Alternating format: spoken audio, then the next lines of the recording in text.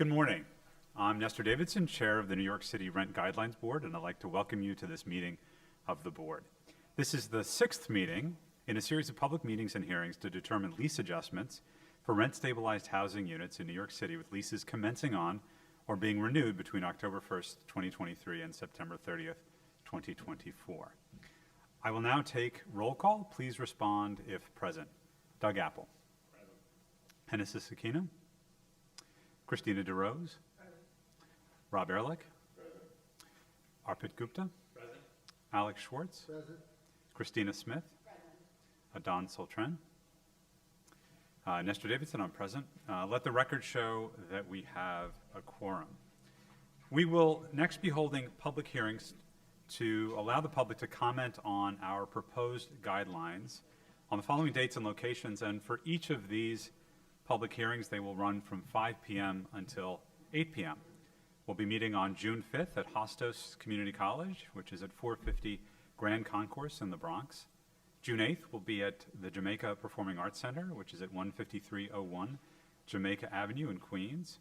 June 13th, we'll have a virtual hearing. I'll say more about that in a moment. And June 15th will be at St. Francis College, which is at 179 Livingston Street in Brooklyn. Anyone who wants to comment on the proposed rule at a public hearing must sign up to speak. People wishing to speak at the public hearings can pre-register in advance. You can pre-register online through our website, nyc.gov/RGB, or you can sign up to speak by calling 212-669-7480 from 9 a.m. until 5 p.m. Monday through Friday. For those who do not pre-register for the in-person hearings, registration is also available on the evening from 5 p.m. to 8 p.m. All of our public hearings will be live streamed. Spanish interpretation will be provided at each hearing, and other translation is available on request.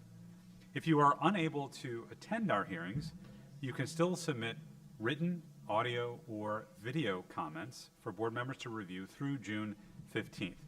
Instructions on how to submit these comments will be available on the board's website, which again is nyc.gov/RGB, where you can receive them by email at ask@rgb.nyc.gov, or again by calling the RGB at 212-669-7480.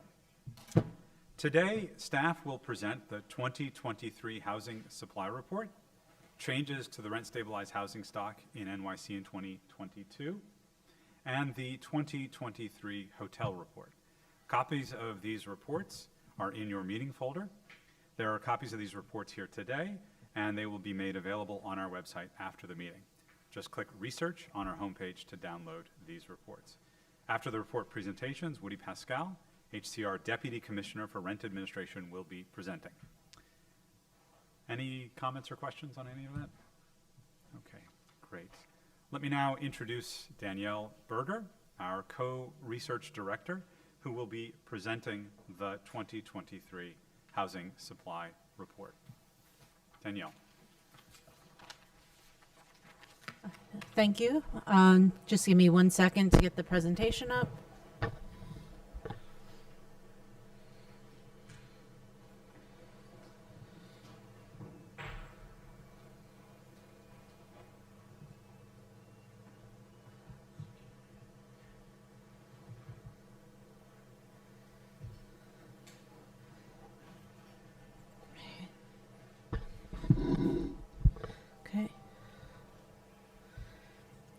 The Rent Stabilization Law requires the Rent Guidelines Board to consider the overall supply of housing accommodations and overall vacancy rates.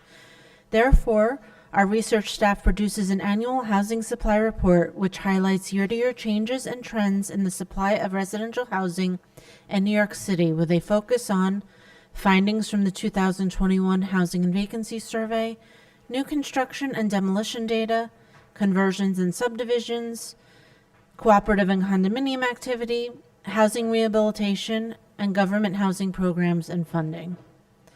The major findings of this year's housing supply report are 21,490 building permits were issued in 2022 for housing units, an increase of 7.9%. In the first quarter of 2023, Permits fell by 45.3% as compared to the same quarter of 2022. There was a decrease of 8.1% in 2022 of units in newly constructed buildings, a total of 25,924 units. City-sponsored efforts during 2022 will add or preserve 13,990 housing units to the residential stock, 58% of which were new construction and 42% of which are preservation projects, and a decrease in total units of 47.7% over the prior year. Permits for demolitions of both residential and commercial buildings increased 16.4% to 1,796 buildings in 2022. There was a decrease of 22.2% in the number of residential units in co-op or condo plans approved in 2022 to 3,637 units.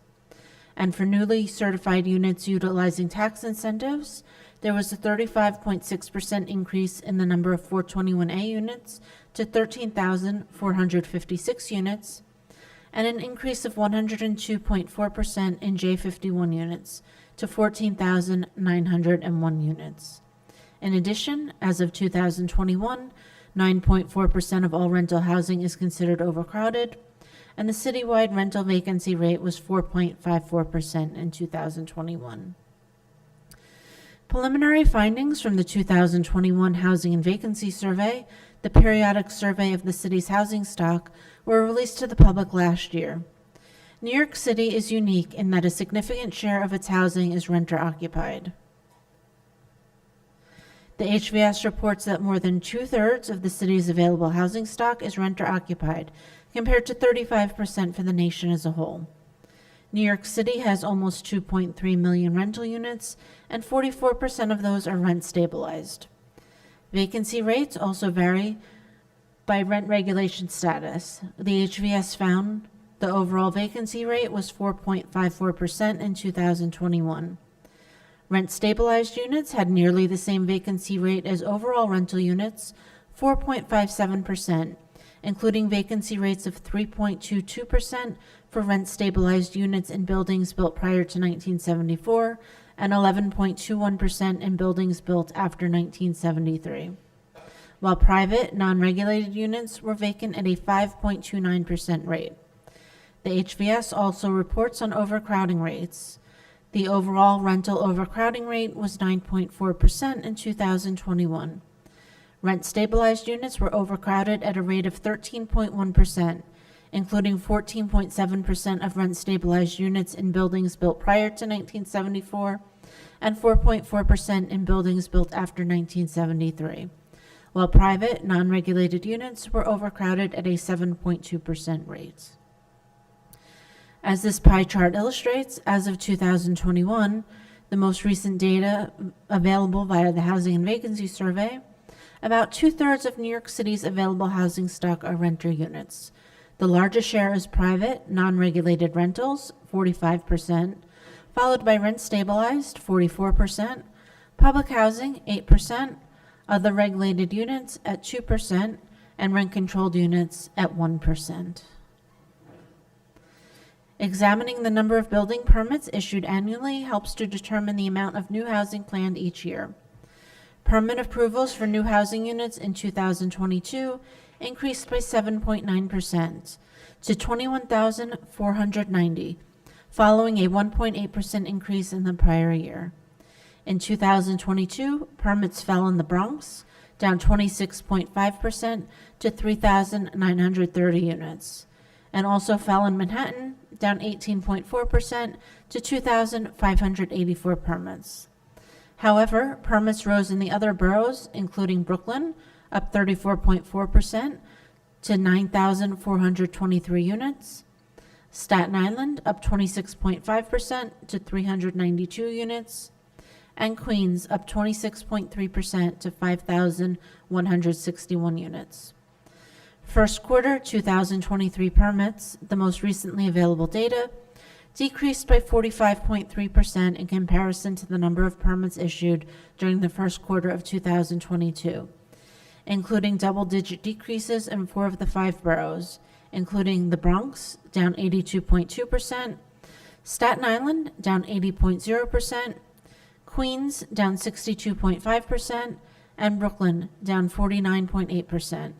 But permits issued did increase in Manhattan during the first quarter of 2023, up 186.7%.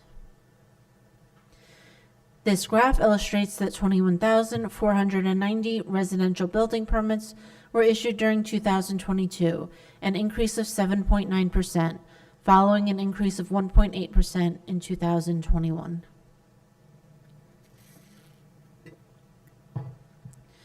While the city overall had a 7.9% increase in permits to 21,490 citywide, this map shows the number of permits by borough in 2022 and the change from 2021. As the map illustrates, the largest proportional increase was in Brooklyn, which also had the largest share of permits. Permit data can also be analyzed more deeply by looking at the reported size of the buildings receiving permits. In 2022, a total of 553 buildings received permits. Citywide, 11.0% of these buildings were single-family, 18.1% were two-family, 6.5% were three- or four-family structures, and 64.4% were buildings with 5 or more units. As the graph illustrates, almost all buildings in Manhattan, Brooklyn, and the Bronx were 5-family or greater, while in Staten Island, virtually all buildings were either 1 or 2-family. Building size was more evenly distributed in Queens. Another way of measuring the level of housing creation is to look at the number of Class A housing units actually completed in new buildings in a given year, which in 2022 decreased. In 2022, there were 25,924 units in new buildings completed citywide, an 8.1% decrease over the prior year. By borough, completions were down 28.1% in Brooklyn to 8,253 units, down 15.5% in Staten Island to 463 units, down 11.3% in Queens to 7,317 units, up 12.1% in the Bronx to 4,994 units, and up 40.5% in Manhattan to 4,897 units. There was also a net gain of 2,076 Class A residential units via alterations, but a loss of 1,497 units of Class A residential housing through demolitions. This graph illustrates the number of units in newly completed buildings in each year from 2013 to 2022. These agencies report 13,990 housing starts in 2022, a decrease of 47.7%, and 58% of which were new construction and 42% preservations. The location of the units by borough are Brooklyn with 37.5% of the units, Bronx 31.1%, Manhattan 20.3%, Queens 10.8%, and Staten Island 0.2%. By affordability level, 25.0% of the units are aimed at extremely low-income households, 21.4% at very low-income households, 30.8% at low-income households, 7.0% at moderate-income households, and 15.8% at middle-income or higher households. The 421A program was designed to encourage new construction of multifamily housing. Owners are exempt from paying additional real estate taxes on the increased value of the property due to the new construction. Depending on the iteration of the program, which over its 50-year history has periodically expired and then been renewed by the New York State Legislature, exemptions last for 10 to 35 years, and rental properties must abide by all rent regulations during benefits. The current iteration of the 421A program expired on June 15, 2022, and has not yet been renewed or replaced. For the first time since 2018, the number of units receiving final certificates of eligibility increased, rising 35.6%. A total of 13,456 units were newly issued final 421A exemptions in 2022, with 49.6% in Brooklyn, 20.9% in the Bronx, 15.6% in Queens, and 14.0% in Manhattan. For the second consecutive year, there were no units in Staten Island. Final certificates of eligibility increased in all boroughs except Staten Island during 2022, increasing 61.1% in the Bronx, 54.4% in Queens, 25.5% in Brooklyn, and 25.0% in Manhattan. As previously noted, for the second consecutive year, there were no newly certified 421A units in Staten Island. As you can see in this graph, the number of apartment units newly receiving final certification of 421A benefits in 2022 increased for the first time since 2018 by 35.6%. 70% of these units are in Brooklyn and the Bronx. Just less than 40% of New York City's owner-occupied housing is in the form of co-ops and condos. Construction of new co-ops and condos, which increase the supply of owner-occupied housing, and the conversion of rental housing to co-op or condo status, which reduces the supply of rental housing, have to be accepted by the Attorney General's office.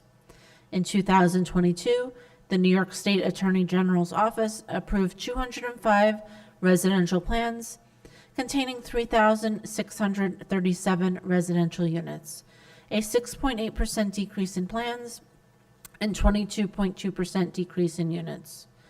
Similar to recent years, a majority of the 2022 plans were for new construction, a total of 160 plans with 3,089 residential units, and 342 units in 42 plans were rehabilitation plans, with the remaining 206 units in 3 non-eviction conversion plans.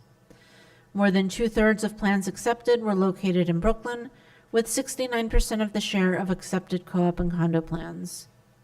And by borough, the most units within these plans were also located in Brooklyn, with 43% of the share of units citywide. As this graph shows, the number of accepted residential units in co-op and condo plans decreased in 2022 by 22%. The purple bar represents the proportion of accepted units that are condos, and the green bars are accepted co-op units. In 2022, 94% of all accepted units were condos. Another tax abatement and exemption program previously available to owners has been the J51 program. J51 was designed to encourage rehabilitation of residential units. As with the 421A program, J51 benefits were available to both rental as well as owner-occupied units. The J51 program expired for all work completed after June 29, 2022, but the program is still in the process of certifying abatements and exemptions for work completed prior to this date. Eligible activities included MCIs, moderate or substantial rehabilitation, and conversion from non-residential use if substantial government assistance is provided. 14,901 units were newly approved for benefits in 2022, a 102.4% increase from 2021.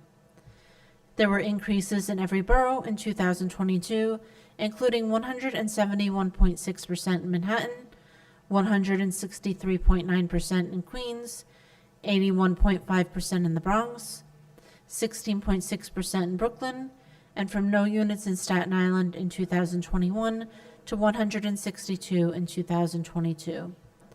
Of the newly approved units, just less than half, 47.6%, were rental units. This chart shows the fluctuation in the number of housing units newly receiving J51 benefits since 2000. Newly certified J51 units increased 102.4% in 2022, but are the fourth smallest number of units since at least 1988, the first year for which data is available.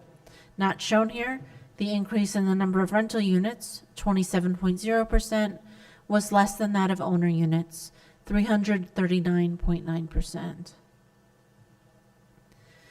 The New York City Department of Buildings tracks the number of buildings applying for demolition permits each year. which increased in 2022 by 16.4% to 1,796 residential and commercial buildings. By borough, Brooklyn had 36.9% share of the demolition permits, a rise of 26.3%. Queens had a 28.2% share of demolition permits, a rise of 10.0%. The Bronx had a 15.6% share of demolition permits, a rise of 19.6%. Staten Island accounted for an 11.0% share of permits, a decline of 2.5%. And Manhattan had the smallest share of demolition permits, 8.2%, a rise of 23.5%. The New York City Department of City Planning also tracks demolitions of buildings containing Class A residential units of housing. Per that agency, demolition permits for buildings containing Class A residential units of housing increased 11.6%, with the number of units in these buildings increasing 7.2%. Citywide, a total of 740 Class A buildings, with a total of 1,497 units of Class A housing, applied for demolition permits in 2022. So in conclusion, the number of building permits increased in 2022, but decreased in the first quarter of 2023 as compared to the same quarter of 2022. However, units in newly completed buildings decreased. In addition, fewer residential units were approved for co-ops and condos. More units were certified with 421A tax incentives, while more units were rehabilitated with J51 tax incentives. And demolition permits for both residential and commercial buildings increased. Data from the 2021 HVS shows that the rental vacancy rate is 4.54% and 9.4% of rental housing is overcrowded. Thank you, and if you have any questions.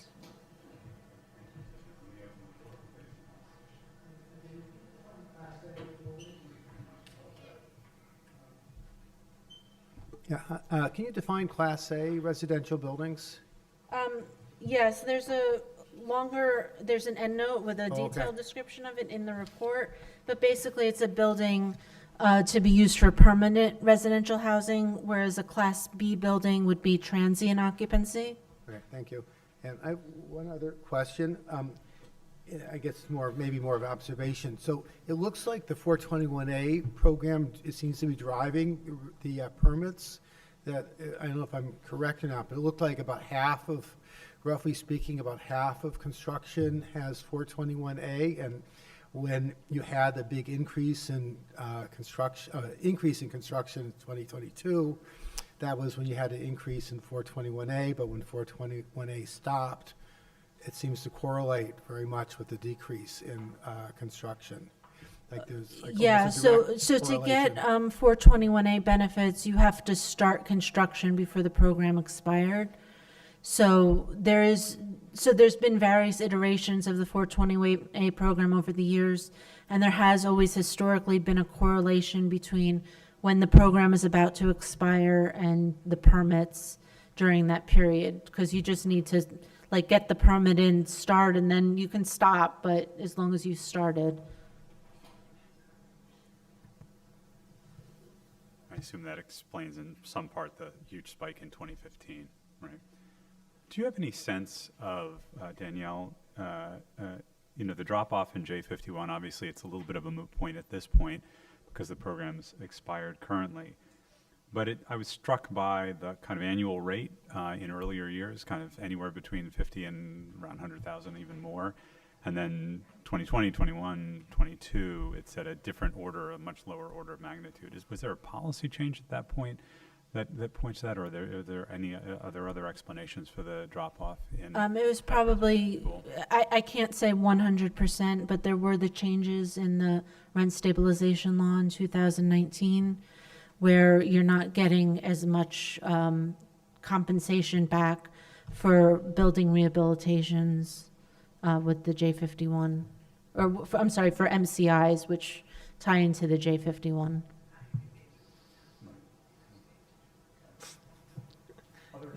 You're allowed to say. Another definitional question. Danielle, how do you define vacancy rate?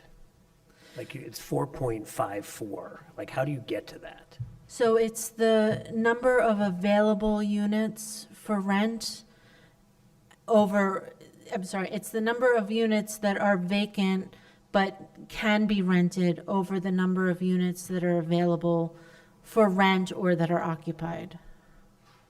How do you know? I don't know. Where do you get the data from, I guess, is the It's from question. the 2021 Housing and Vacancy HVS. Survey. So, because I have heard this from many, that there's this sort of theory out there that many units are being held offline. No idea if there's any truth to that. Is there any way in the data to see, like, the change in the vacancy or the available units over time or something? Yeah, Because there's this, I won't call it a myth, because I've actually heard it from both tenant advocates and landlords, from different prisms. I'm just trying to understand how the data could help us at least look at that question. I mean, we can track that through the HVS. It's a little more difficult this year because I don't have access to the raw data as to why the unit is vacant. There is a note under the graph on page 4 that says that there was 353,400 vacant units that are not available for sale or rent. And that is a number that I can provide over time. But again, the HVS is only every 3 years. And, the most current data is from 2021. So in the midst of the pandemic, and it's a hard time period to make any conclusions given the pandemic and people leaving New York at that period. Right, exactly. I mean, is that number higher? You don't know historically than it might have been? It's higher, It is higher. yeah. I see. Okay, thank you. Arpit. Right, so I'm just trying to understand the definition of new housing permit here. So is this going to be for buildings that are constructed for the first time for housing purposes? Basically, I'm wondering how conversions are treated. Is that treated as a new housing unit, or is that not captured in these statistics? And also, what happens if the number of units in an existing housing unit falls? Is that change in inventory being captured in these statistics? I would have to double check. The permit numbers that I report are what are given to the Census Bureau from the city. So something like an alteration permit, I don't think would be included. Yeah, Alex is shaking his head. Yeah. I think it's new buildings. I'd have to go in and look at the exact definition of what's being given to the Census Bureau, but I believe it's new buildings. Do we capture conversions anywhere else then? If that's true? Yes, so we have a great new data resource over the last couple of years from the Department of City Planning, and those numbers appear in 2 different sections of this report.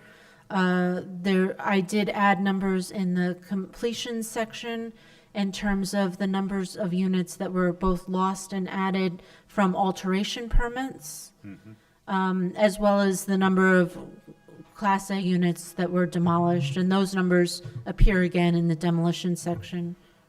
Thank you. Sure. Alex? Yeah, in addition, they'd be covered in sort of the net change in the overall housing stock with the HVS data from cycle to cycle. It would include additions because of conversions. It just wouldn't be itemized as such. The HVS? Yeah, I mean, the HVS is counting the total number of units, but Right. it would be, I don't think it would be possible to tell the source, Right. whether it's new construction or conversion or. Thank you. Christina, did you have a? Just a comment on the fact that HSTPA in June of 2019 curbed a building owner's ability to convert to either condominium or co-op. So it's acting as like a discouragement of home ownership because now a rental building would need 51% of occupants to subscribe and buy in versus historically 15%, which is a very significant jump. So, while those buildings that are not being converted remain rental, there's also discouragement of home ownership. Just a quick comment on the vacancy rate also. The vacancy rate is really the thing that keeps this housing emergency in place for the last 55 years. What happens when it goes above 5%? I don't expect you to answer. It's just kind of one of those things that we all are aware of, that over 5%, and maybe it's not an emergency, so. Any other questions or comments? Just one more. Please. Or maybe it's the other report, I'm getting confused. Well, we're just doing the housing supply, right? Exactly. Okay, sorry, I'll save it for, sorry. Great. Anyone else? Great. Danielle, thank you so much. Let me now introduce Brian Hoberman, Research Co-Director, who will be presenting the changes report. Just take a couple minutes to set up, thanks. No problem. Thank you.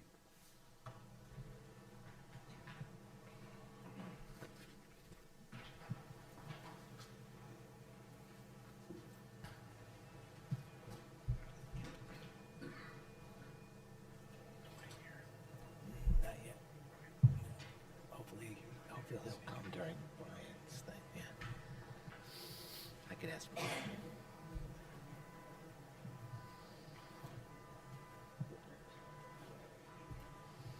Okay, good morning.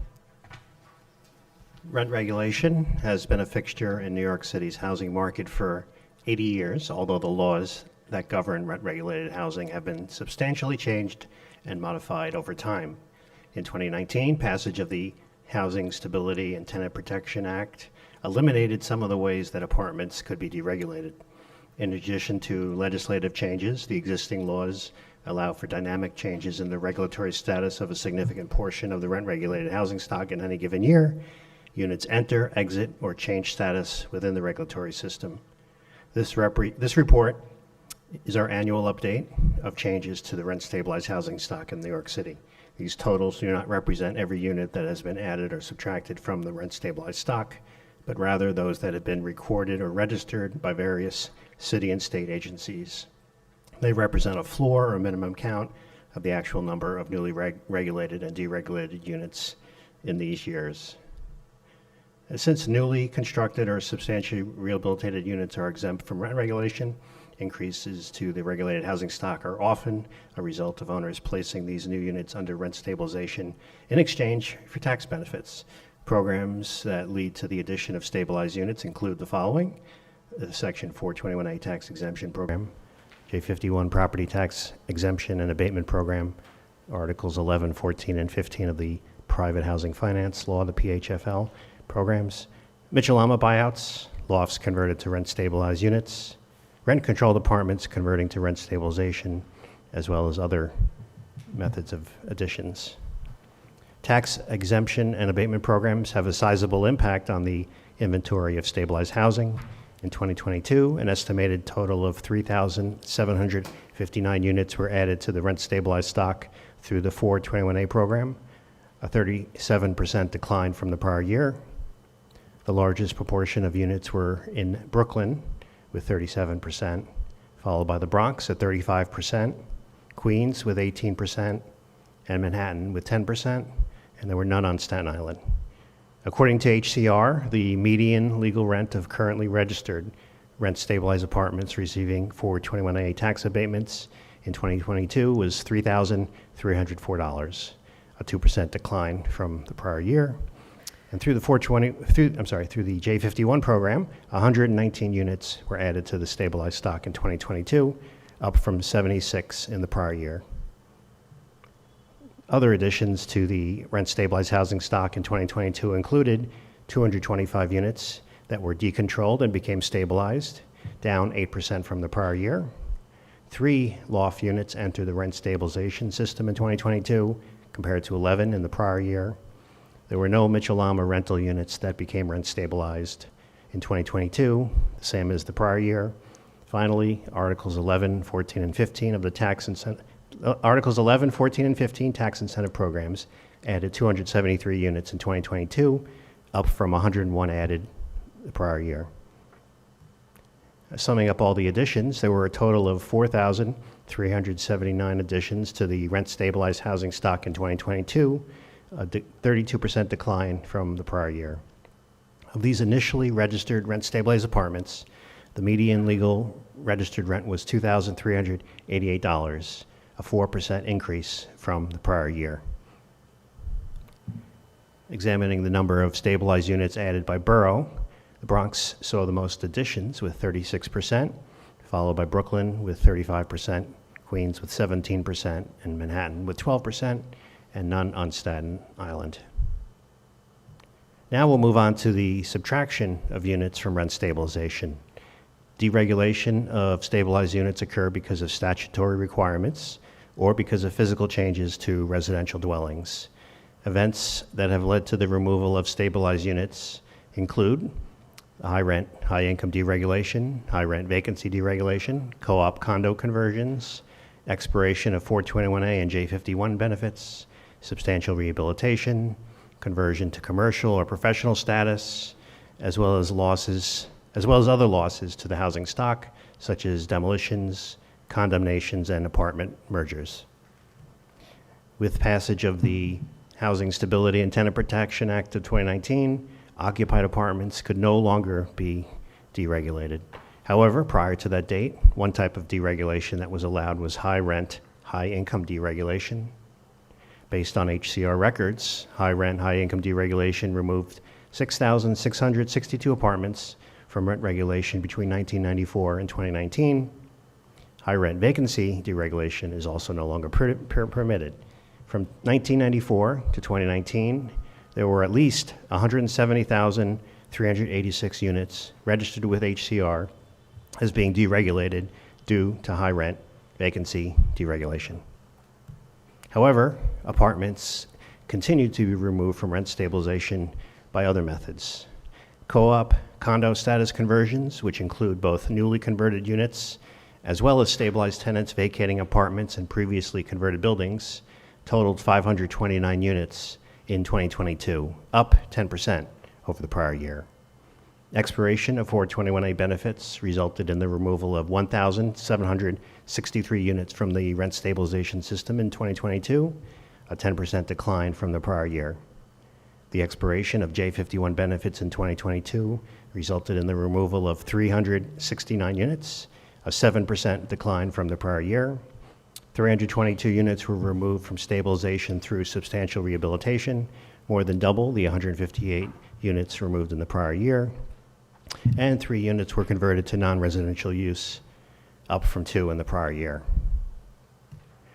And falling into the other category, owners may register units as permanently exempt when certain 421A units upon vacancy reach the market rate threshold exemption, which in 2022 was $2,859, or when 2 or more apartments are merged into one larger unit, or when the building is condemned or demolished. HCR annual registration data shows that 3,983 units were removed from the stabilized housing stock in 2022 due to these reasons, a 64% increase over the prior year. Since 2018, the number of units removed in this other category has increased more than tenfold when just 333 units were removed. Summing up the subtractions, at least 6,969 units left stabilization in 2022, a 28% increase from the prior year. By borough, 53% of all units leaving rent stabilization were in Manhattan. Next was Brooklyn with 30%, followed by Queens, 13%, the Bronx, 3%, and Staten Island with fewer than 1% of the units removed from stabilization last year. This table, also in the report, shows the total number of additions and subtractions from all the programs in 2022. It includes the 4,379 additions to the stabilized housing stock and the 6,969 units removed from the stabilization. The difference between the two results in an estimated net decrease of 2,590 units from the stabilized housing stock last year. As shown in the previous slide, the study found an estimated net loss of 2,590 units from the stabilized housing stock. The great majority of additions to the stabilized stock were the result of the 421A tax incentive program, representing 86% of the additions. Meanwhile, the largest source of measured subtractions from the rent-stabilized housing stock in 2022 fell into the other category, with accounting for 57% of the total decrease. The next largest source of subtractions was from the 421A program, which accounted for 25%. This graph shows the estimated annual change in the total number of rent-stabilized units since 2003, when the RGB first examined this data on an annual basis. While this most recent year saw a net decrease of 2,590 units, cumulatively since 2003, there's been a net decrease of at least 106,264 rent-stabilized units over the past 2 decades. Summing up the changes since 1994, the RGB has measured 179,474 additions to the stabilized stock and at least 328,714 apartments removed from the stabilized stock, resulting in New York City experiencing a cumulative net loss of at least 149,240 rent-stabilized housing units over the last 29 years. Thank you. I will now take any questions you may have. Right. Thank you so much for the great work here. So my question is about the other category of subtractions from the rent stabilized stock. So I see in particular in Appendix 6 that item has gone up from about 400 units or less than 400 units prior to 2019 to now close to 4,000 units in the entire other stock. And you mentioned a few different reasons why that could happen. I'm curious if there's one trend that seems to be driving the increase in the subtractions in the other category. Yeah, the other category, like I said, includes a few things. It's registered with the HCR as other, so I'm not sure if they can break it out into the different reasons, but I think it's largely because of the program's 421A units reaching the market rate threshold, which I think has been in place in the current iteration of the 421A program for the last few years. So I think that's the primary reason for the increase, but I can't say for sure since I don't have specific numbers. There are also, I know, one of the ways you can deregulate apartments is if you combine 2 or more apartments, so that may also be a factor that's increasing. Adon, and then Alex. Thanks. Yeah, I actually had a similar question, Arpit, and I think we'll be asking Woody about some of that shortly. I just wanted to highlight, though, that, despite this idea that post-HSTPA in 2019, landlords had a lot less mechanisms to be deregulating buildings or for the housing stock to shrink, we're seeing, right, like the numbers pre-2019 in the other category pretty low, and then you see this large increase. And so what I think I can extrapolate, or I would extrapolate from this, is that landlords are using any and every other opportunity to try to deregulate units as they can. And I'll save some of the other questions about sub-rehabbing and demolition for Woody. I did have a question, Brian, just for my own clarity. So when you write, like, we've lost at least 6,000, can you speak a little bit more about that estimation, why it's at least 6,000 some odd units? Yeah, I think early on when there was not necessarily a requirement to file when an apartment was deregulated due to high rent vacancy, I think in the early part of the, I don't know how many years that was, but I think that was primarily the reason. Might be helpful to have that information. It's not able, I mean, if it was not filed, we're not aware of it. Okay. Thank you. Thanks, Alex. Yeah, thank you. I just would note that in the press, there's been a fair number of articles about landlords combining units as the, one of the few ways to exit rent regulation. So it'd be great if it'd be possible to document that to the extent to which that's actually occurring. Right. I mean, Woody can, or DHCR can answer that more specifically. I mean, whether or not they break out the other category as it's listed on the registration form. So as the statute stands right now, if two rent-stabilized apartments are combined, it remains rent-stabilized, just for everyone's knowledge. So we're not losing stabilized units, we're just improving them since 2019. Oh, I was under the understanding that I know DHCR proposed changes, but I didn't know they went into effect. That's always been the way, that since 2019, you can't set a first free market rent. You can set a stabilized rent on a newly combined unit, combining two stabilized apartments since 2019. So it's not a loss of a stabilized unit, it's just an improvement as it stands right now. Don't you still lose Sorry, go ahead. don't you still lose the, you're combining two units, right? Into one?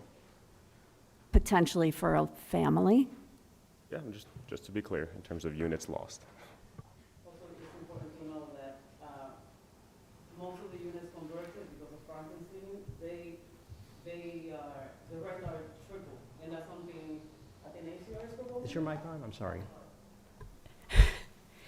While some units may not be lost, the rent is, in most cases, triple. And I think one of the changes that ACR is proposing is that the rent for those, let's say you combine two apartments that are $100,000 each, the rent should be $2,000 instead of $4,000. So although the apartment may remain rent stabilized, most people cannot afford it anyway. So it's basically lost from the affordability stock.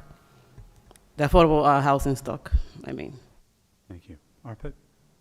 Sorry, so I just want to clarify the output of this discussion. So is that right, that when two rent-stabilized units are combined into one, the new rent is the sum total of the two of them, or what happens to the level of the rent after a conversion? My understanding is that the landlord can hike the rent to whatever amount, and that's a change that's being proposed. I would ask DHCR up next. I'm not entirely sure based on this. We can ask DHCR, but it's a market rate rent on a rent-stabilized lease. So whatever the market would bear for this newly combined larger unit, potentially for a family, the rent would be set at a comparable stabilized rent. There is proposed changes to the current statute that, as Genesis described, the agency proposed if the old rent was $400 on one apartment and $500 on the other apartment, the new converted, renovated apartment would rent for $900. So that's a disincentive to most owners to spend $100,000 or whatever it would take to renovate an apartment to only achieve a $900 rent. There's some economic disconnects here, but that's par for the course. Wait, can I clarify? Please, Christine.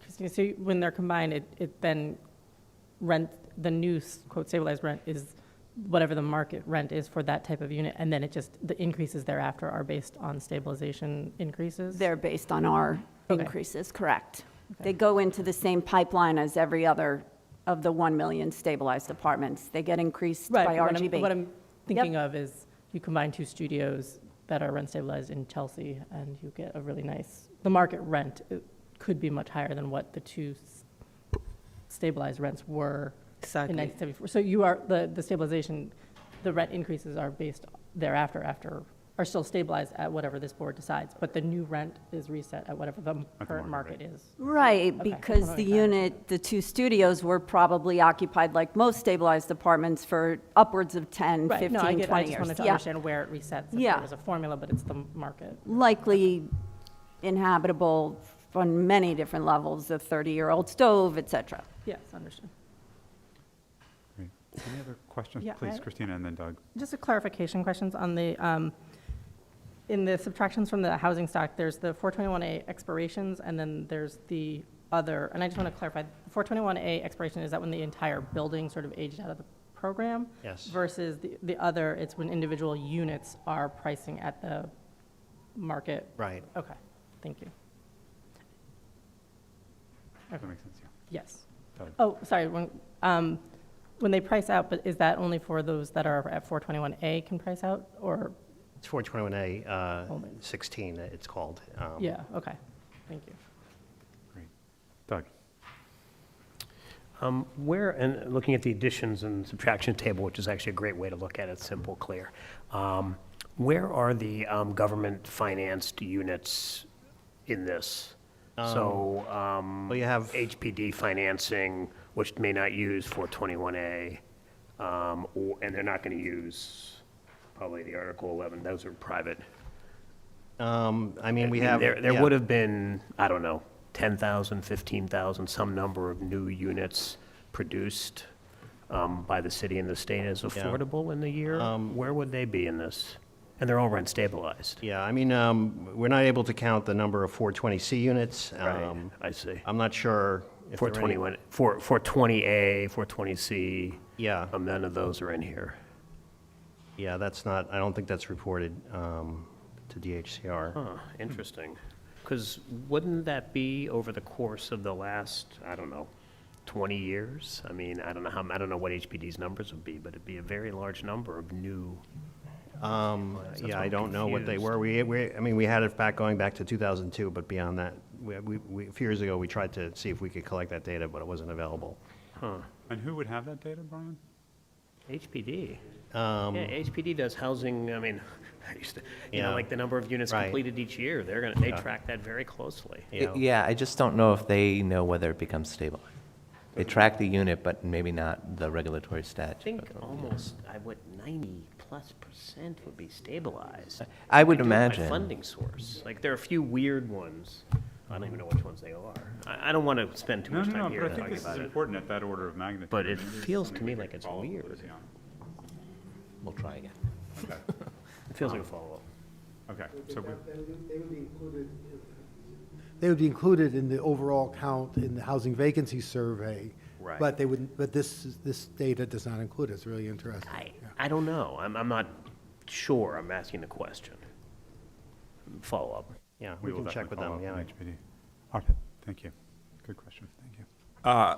So I also note that there are 421G and 420C additions to the stock, and my understanding is that these programs also had phased out subtractions over time. Like, you have a note here that 421G, that's the office to residential conversion, has a 14-year exemption. So those should also be phased out of the system. Are those phase outs included under other? Yeah, we would have to check. DHCR would say, I mean, if they're required to file a registration form that indicates that they're deregulated, they should have a record of it in the other category. But I would ask them when they speak later to verify. Yes. What's the average period, a 421A, I don't know if it was mentioned before, but what's the average period a 421A apartment or building is, stays in the program before they phase out? I believe I'm not sure what the average is. I know it's up to 40 years, but I don't Is it know. 4 years? 40 but is the maximum, but I'm not sure what the average is. 35? Isn't the period like 15 There years? were some variations. Some were Oh. 20. I mean, they're, again, The smallest is 15, the highest is 40. right. Yeah. I wonder what percentage, because That's a good question. most of the tenants I speak to, they are in buildings that are only, they are 421A and they are only rent stabilized for 15 years. So I wonder what percentage of the stock is, I mean, I don't know if it's relevant to what we're talking, but I wonder what percentage is 40, I'm assuming like less than 5, and then what percentage is actually 15 or Right. less. Yeah, I'm not sure if that's readily available. I mean, Brian, you would have the data, or at least the kind of intro on which iteration of 421A had which affordability periods, right? I believe it's I'm sorry? Yeah, and I think the current iteration, even when the abatement ends, if the tenant's still in place, there's still some ability for that tenant to remain stabilized. Is that Does that, yeah, that is, I think that's the current, that's from 2015, I think, when they changed it. So there's that going now, too. So even when the abatement ends, if But- that tenant is still in place, Right, but they on get to, Francis's question, I think we could figure this out by saying, what year are you under which program and what was, I mean, we have the number of units added each year. It's just a question of then matching it to what were the rules in place in the year of the program, right? It's not that simple because different buildings, depending on which part of the city you're in, there's different rules as to the amount of the exemption. So, HPD might theoretically have a record of that, whether they could provide it to us as or Department of oh, Department Finance, of yeah. Finance, yeah. Yeah, okay. Yeah, and They have a flag on the record with some way of tracking, I'm not sure, but I haven't seen this. yeah, and the apartments do, Unit or the building? I guess the building, right? yeah, and to Andrews, they don't, they don't remain rent stabilized. Depending on the amount of units in the building, the tenants have a face. They face out, like, okay, 15 years prior, then they will stay, depending on the size of the building and the amount of units, they will stay, the tenant will have small increases facing out of the RGB percentages, and then they become fully market rate. And the average rent in those is like 4,000, Thank you. making it completely unaffordable. And when when an apartment is registered with the 421A benefit, I don't believe they report to HCR how long the abatement is for, and we don't receive data for each unit, we just receive a total. So it would be difficult to know how long the buildings that are trying added to or figure it out. subtracted were in. Yeah, we can follow up and see what might be available. I from think the finance. Department of Finance, not HPD, can get that data. Okay. Right, but we'd have to, it would be based on, we base our additions and subtractions largely on what HCR is reporting, and we would have to see what's included in that versus what finance has. And for the registration year is from April 1st to March 31st, so we would have to see if we can match it up or not. Thank you, Brian. Other questions or comments? Great. Thank you again, Brian. We're going to change the order slightly because Woody is here. I'd love to invite Woody up to join us.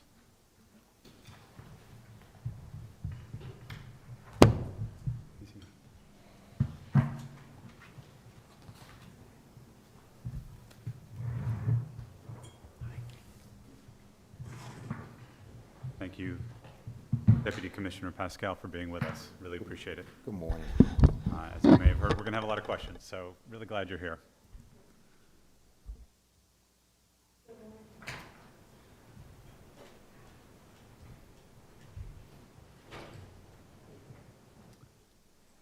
And if I might ask you just to introduce the others who have joined us as well. Thank you.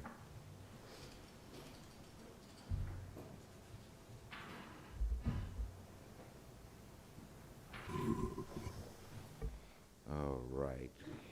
First, let me say good morning to all of you. My name is Woody Pascal. I'm the Deputy Commissioner at New York State Homes and Community Renewal's Office of Rent Administration. First, let me begin by saying on behalf of HCR Commissioner Ruthann Visnauskas and everyone at the agency, thank you for your continued willingness to serve the people of this great city. We also extend a warm welcome to all of you who are relatively new board members. Now, before I begin, please allow me to introduce you to some of my colleagues at ORA who are vital to our operation. On my left, James Farrar, counsel in the Stabilized Tenancy and Rent Review Bureau. On my immediate right, April Gray-Huteris, Deputy Bureau Chief of the Property Management Bureau. Assistant Commissioner Simone Meeks for Rent Control, and my senior advisor and the guy that makes me look good all the time and works very closely with the RGB staff, Michael Berrios. Now, Chairman Davison, member of the board, I want to thank each and every one of you for allowing us to have the opportunity to provide you with an update on recent activities at ORA and for answering any questions that you may have. As you know, our primary mission is to protect the rights of tenants and to ensure that owners comply with the law. We, the Office of Rent Administration, have never faltered in its efforts to enforce the laws governing rent regulation. Our expertise has enabled us to support tenants and owners through many of the crises, and today is no different. My team continues to innovate, learn, and strengthen ORA's ability to serve the public. I am proud of how we've improved the ease and efficiencies of our service platforms, from multi-language translation assistance to providing online access to individual cases and rent records, and enhanced, more transparent reporting mechanisms.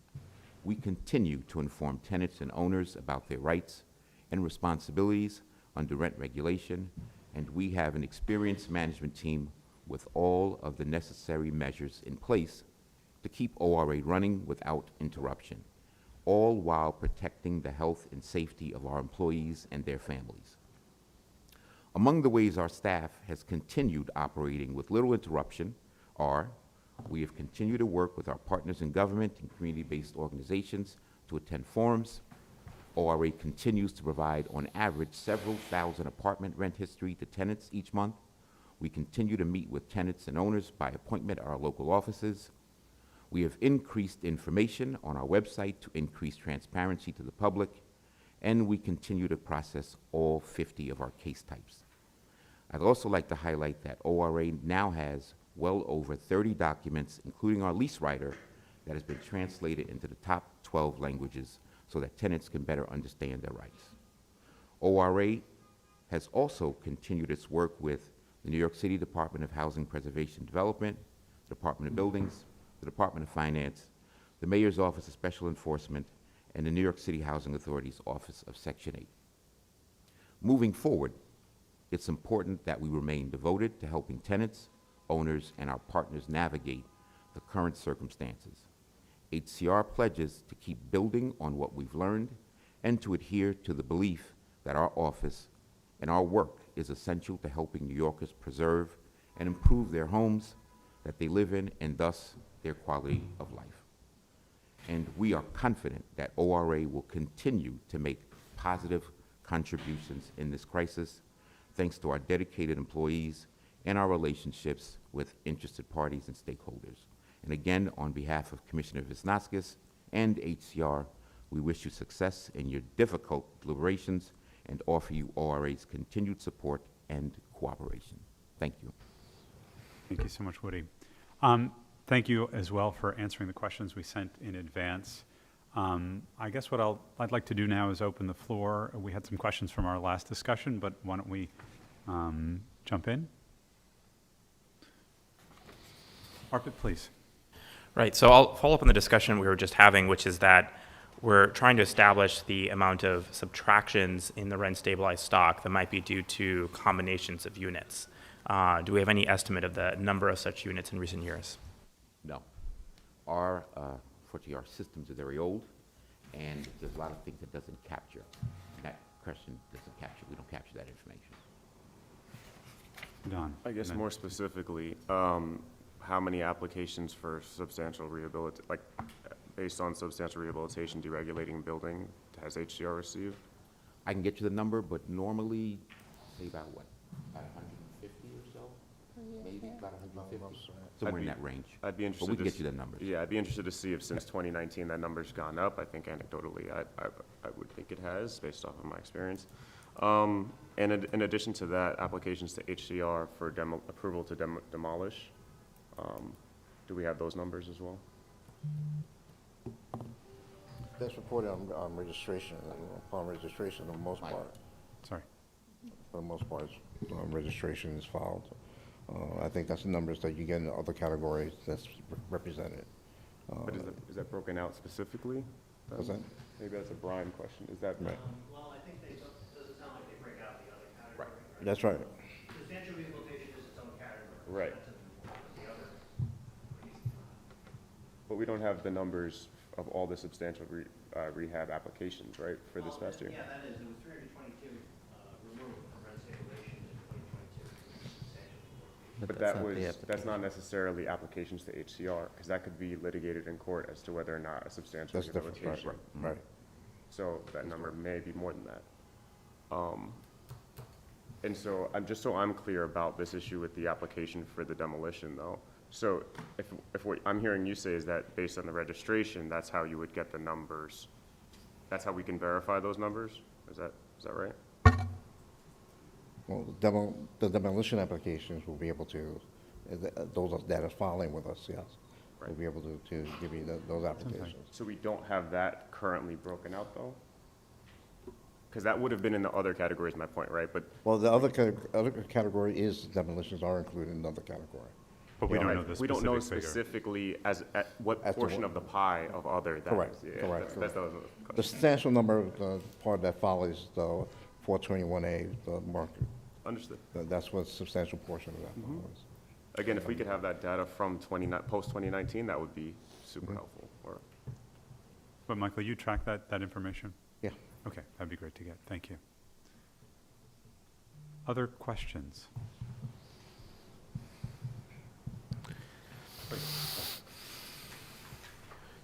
Hey Woody, long time. How are you doing? Good, Nice Doug. to see How are you. you? Nice to see you. And this might be a joint question, sort of part to you, part. I think if I read your response, it was very comprehensive, I appreciate. About a third of all units have preferential rents. Correct.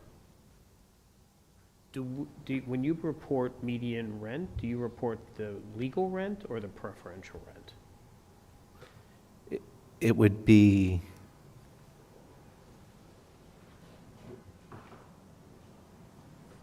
what we report, certainly for the new units that come in, I believe it's the average rent, right, Brian? Which one do we ask for, the median or average?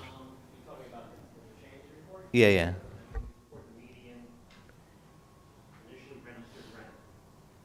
Right, and similarly for the median for the 421As, right? So they're It's the median. registered rent. So, do you know the difference between the registered rent and the preferential rent? Like that delta, you know what I'm asking? Maybe I'm not being. Well, that's part of one of the questions in regard to, in terms of numbers, in regard to. Well, you numbers that reported allocate on the for- number of preferential rent units, 286,100. Right, so it's actually, you clearly have very precise data. What I'm wondering is, do you know what the legal rent is versus the preferential rent? Yeah, Oh, is it there? Oh, I might have- they register both numbers. There, right? Where, Yeah, this is the answer, I think, to question 33, right? oh, God, okay. No, it's a lot in here. I think we have that. So it's 892 median oh, the discount is 486? Yeah, So do you take the discount into? That's fair, I mean, if the median rent is 1,500 that RGB reports. yeah, it's not the median legal rent that we're reporting, it's the median actual. Actual rent. Yeah. So it yeah. is actual. Okay, I just want. And let me, just a small follow-up. I assume some percentage of the vacancy increase that we're still seeing is attributable to preferential rents, because you can obviously set to the full. Back to. Okay. Great. Other questions? Oh, Don, please. Yeah, I had some questions about, like 9 and 10, about the overcharges and deregulations. I'm just trying to best understand this. So, is it just that HCR isn't tracking complaints for alleged illegal deregulation? So that's why we don't have those numbers as a complaint in and of itself? Because as we know, like an overcharge complaint is one thing, but a complaint of illegal deregulation and asking for rent setting using using the default formula or otherwise are two separate things. They're often conflated, but they're not the same. So does HCR have data at all about complaints for that, or no? No. And that's what this is referencing, right? That's what the caveat on number 10 is, I think, your answer? Yes. Okay. Is there any reason as to why that's not? I'm just trying to understand. Just, okay. Another question I had, just more generally, and it applies to everything in number 1, the heat and hot water rent reduction, et cetera, overcharges. Does the HCR have the data about complaints that were filed with or without representatives? Because I think that, as we see in Housing Corp, for example, right, like when someone has an attorney, the likelihood that they're going to get evicted goes down significantly. And I'm just wondering, in terms of these complaints that were filed and granted, were they pro se? Did they have representatives? I am, Both yeah, of them come in by the individual. Yeah. So, because, We don't capture that data, but both of them come in pro se.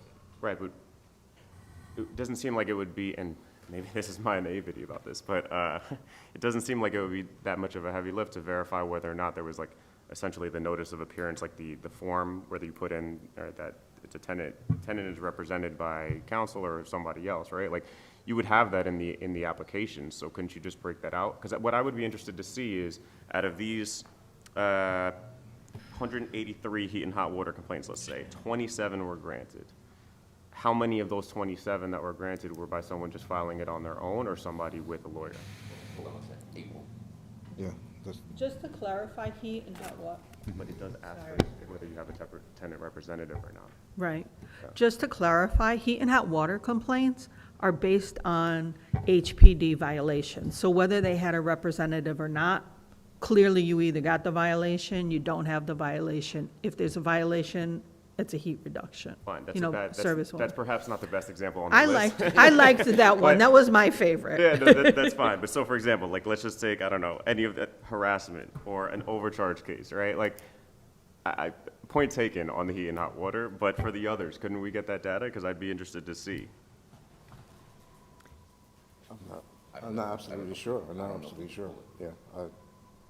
I mean, I just want to point out that the agency deputy chair introduced himself as here, the agency protects tenants. They have, hold on, they have a whole division called the Tenant Protection Unit. So, housing court, sure, let's get a big budget so that tenants have representation. That's, we've asked and answered, but the agency has a mandate to protect tenants. I just don't know how much there can be, you know, a discrepancy between a tenant who files a harassment complaint that's pro se and a tenant who files a harassment complaint with a lawyer or even an overcharge. I'm going to leave it in their capable hands to adjudicate. That's what they're there for. Right, I don't think anybody is questioning their capability and their expertise. Kind of sounds like it, though. Well, I'm clarifying for the record that I'm not doing that. What I'm merely stating is that, as we know, as housing court practitioners, right, if a pro se tenant goes in, they don't know what technical defenses are, they don't know what affirmative defenses are, they don't know how to actually sometimes make the coherent argument that would be best serving them. And so my point is that having a representative who is going delving into an overcharge, for example, which is a very complex aspect of the law, what if they're not putting forth the proper evidence? What if they don't know what evidence to ask for?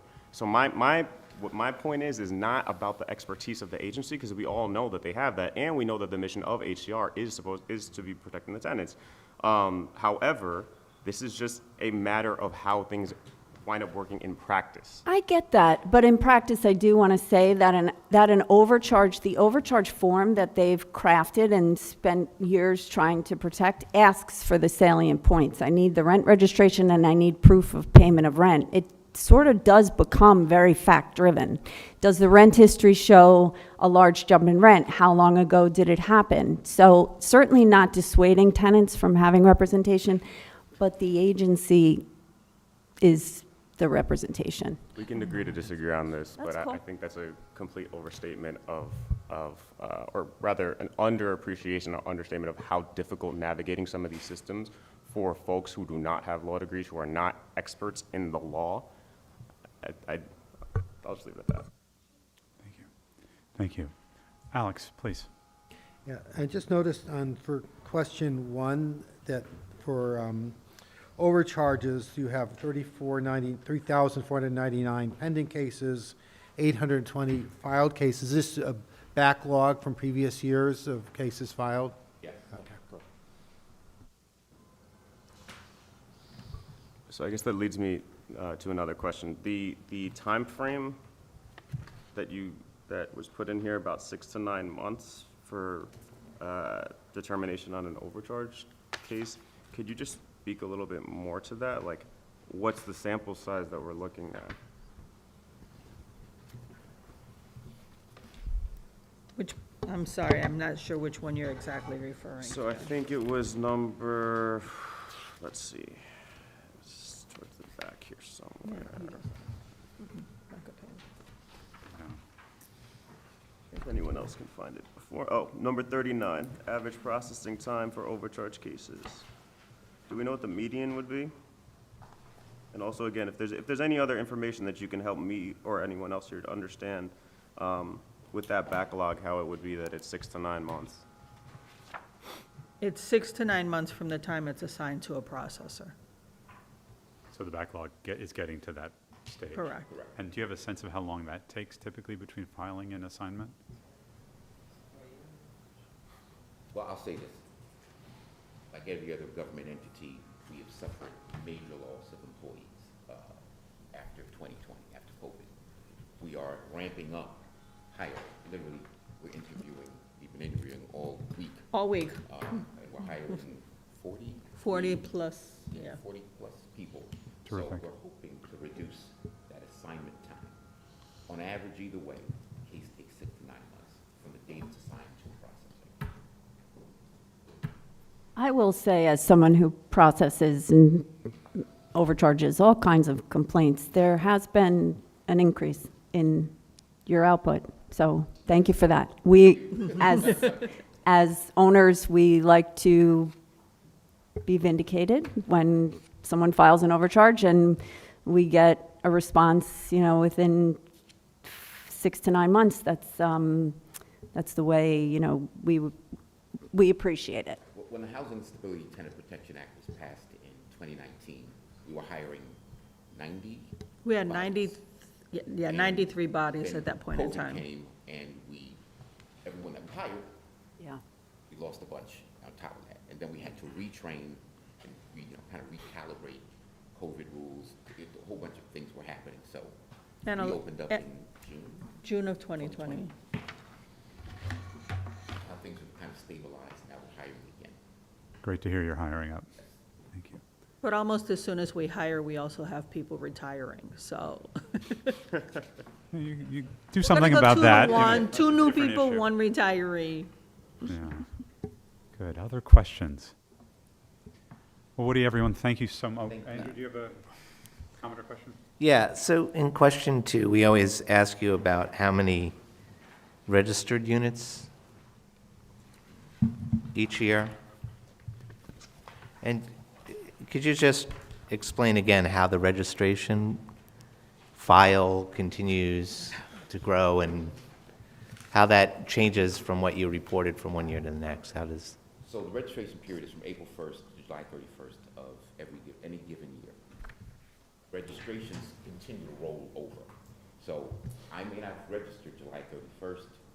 I may register in September, October, November. Building may have changed hands. Management agent may not have filed on time. So a variety of different things that happen. So we just continue to update our numbers. So that number will, generally, it always seems to have increased year over year, and that's the reason why. Yeah. 950,000. Okay. By definition, it won't go down because we're giving you the number as of the time, That, and everything else is what's added okay. late. Just to the board members, we have a memo that we take these numbers historically, and so you can view it all that way, and we'll produce that and we'll send that out next week, so you can see the number of, and we'll readjust those numbers, what was initially reported, what is now currently being reported. We go back and do all that, and similar to any of the historical ones that we can follow, we do in that memo, so you can see it all in a snapshot. It's mostly in one table, so Thank you. we'll follow up with that. Appreciate it. We're done. I just have 2 more questions. One, for the hardship application, you said that there was 1 application granted in 2021. How long did that take to process? A long time. Long time. That's, And how many folks? difficult case type, so. Okay, And it's the way the statute is written. It takes, what, minimum, like 3 years? 4 At years? least 3-4 years. at least. A lot of times, there's also certiorari's pending, so without that information, it can't be processed.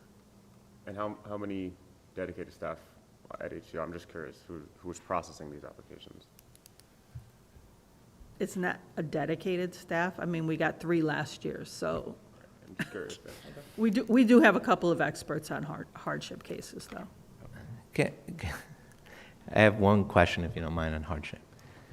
So they file it out, and there's different benchmarks you have to hit before you can even file. But at the end of the day, how do you adjust the rents? What is it based on? Is it a certain percent of income that should be going to expenses? Like how do you grant the owner the increase? I know it's capped to 6% each year, but if you granted a 15% increase, how do you determine that it should be 15%? That's my question. I believe the 15% is in the law. I'd actually have to get back to you. There is Actually, I'm not throwing it out there, but the example that's given in the form is 20%, so maybe 20%. So that percentage may be statute within the law? It may be. I'd have to go back and look at the actual calculation sheets. And that 6% wasn't impacted at all by the change in the law in 2019, that 6%? No. It's a separate, No. it's a Separate. separate thing. You're allowed that 6% regardless of what other percentages are going on or capped or, okay. Thanks. What do you, oh, sorry, Hennis, please. I wonder if you can speak a little bit about some of the proposed changes ACR is proposing to the code when it comes to rehabilitation. Oh, I thought it was on. Some of the changes ACR is proposing to the code when it comes to ensuring that tenants remain protected after an apartment is rehabilitated, for example, or after an apartment has a vacate order, or a building or a unit has vacate order, especially when tenants don't, if the tenant don't initiate the process, like, they have to file a paper, right, to remain paying $1, for example. If they don't do that right now, the law doesn't really protect them. But I think ACR is proposing some changes in the code to ensure that people are protected after rehabilitation. Not on the service part. Not on the service part. Not on the vacate order aspect of it. There are changes with sub-rehab and with a combination of Apartments. Changing whatever. Check on that. Yeah. So, with respect to sub-rehabilitation, the proposed regulations are to try to limit the owner's ability to file those through the regulations. I don't know the nature of your question in terms of tenant protections. Do you have a specific question about that? I'm not sure about what the... Give me 1 second.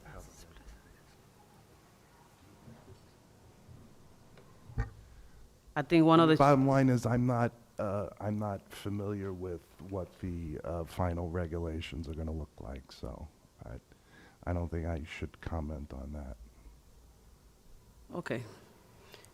Yeah, there's a lot of proposed changes by ACR, and one of them is, for example, ACR has proposed an amendment to the code providing that absent an explicit written surrender by a rent-stabilized tenant in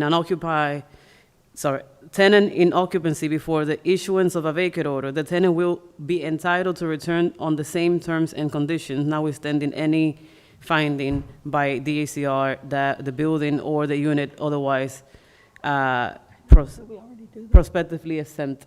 But that's one. That's just one. Okay, and I'm not sure what you're taking that from, but currently, if there's a vacate order in New York City, and the tenant has had to vacate the apartment, they file an application to the agency, we issue a $1 order. The $1 order is simply to maintain the relationship, landlord-tenant, I'm not sure if that's what you, but that's not a regulation change. That's currently in process. And whatever it costs for the owner to repair that apartment, they come back at the same rent. That's only if the tenant takes action. Most tenants are not educated about their rights, and they don't know that they have to do that. So therefore, a lot of apartments are lost. And the landlords usually apply for rehabilitation, and therefore the apartment is deregulated. So a lot of the changes that ACR is proposing, in November, there was, I think, a hearing, and you guys propose that and many other changes that are beneficial to, how you call it, preserving affordable housing, rent stabilized stock. So I just wanted to hear more about why ACR is proposing those necessary changes. But again, thank you anyways. With substantial rehabilitation now is to limit the time that we have to go back. That'll be the biggest saver, okay? Because we are now currently dealing with work that was done in the late 80s or early 90s. These are very complicated cases. So if we could put a sort of a statute of limitations on how far back we have to go, that would eliminate a lot of the stock that the owners could claim. Also, interestingly enough, there's no law that says owners have to come to us to file a substantial rehabilitation, right? These are cases we've accepted over time and we've rendered judgments on. But an owner can declare himself that Exactly. This work was performed in 1989, and he is no longer subject to rent regulation. Exactly. So when the tenant files a complaint for overcharge, for example, the law only allows, before 2019, it was 4 years, now it's for 6 years. But it is kind of, it's good that it got extended, but it's ACR can only rely on data that the landlord provided 6 years prior. And I think, again, that's one of the reasons why the agency is proposing these changes, because we are losing a lot of apartments due to those type of filings, landlord filings that are, how you call it, Self-reporting. Self-reported. It's also difficult when you're processing a case. If somebody says they did a rehabilitation in 1990, it's very hard to verify that Yeah. that there was a change in that work. But also ACR, again, there's a lot of reforms that is being proposed so that ACR can actually capture data, because the agency is not capturing a lot of data that is necessary to preserve this specifically stock of affordable housing, which is one of the main problems and the reason why we don't know exactly how much the real percentage of the units that have been lost, especially since 2019. Thank you. And then Christina Gio. Yeah, I just have a comment on sub-rehab. So sub-rehab, for everyone's edification, is an owner undertakes to improve 14 out of 17 building systems. You're ripping out electricity, plumbing, a new roof, fire escapes, hallways, common areas. Every apartment needs to be renovated. New boiler, new intercom, new trash receptacle. If there was already a trash receptacle, you have to not a receptacle, but a chute. I could go on and on about the systems, but that's $500,000 to $1.5 million, $2 million endeavor, which no owner is going to undertake without building permits. So there are extrinsic ways to prove a sub-rehab. I just want it to be really out in the open, that this is not under the dark of night, or, to get a true sub-rehab. I've read 40 decisions out of the agency. You guys are fine-tooth comb on what qualifies for sub-rehab. If the PW3 doesn't reflect a true expenditure, you'll deny it. So just so everyone knows, there are lots of protections in place, and no one is trying to say there's a sub-rehab without the 14 of 17 building systems that are required. Yeah, that's. So, well, to that, we're just never going to agree on that, and that's fine, because we just, yeah, that's fine. My question back to possible changes the HCR may be making. In terms of Frankenstein in apartments, because that was something we were discussing earlier, as it currently stands, if an owner goes and applies to DOB for permits, right? And the permits get approved, and they begin doing work in a rent-stabilized building.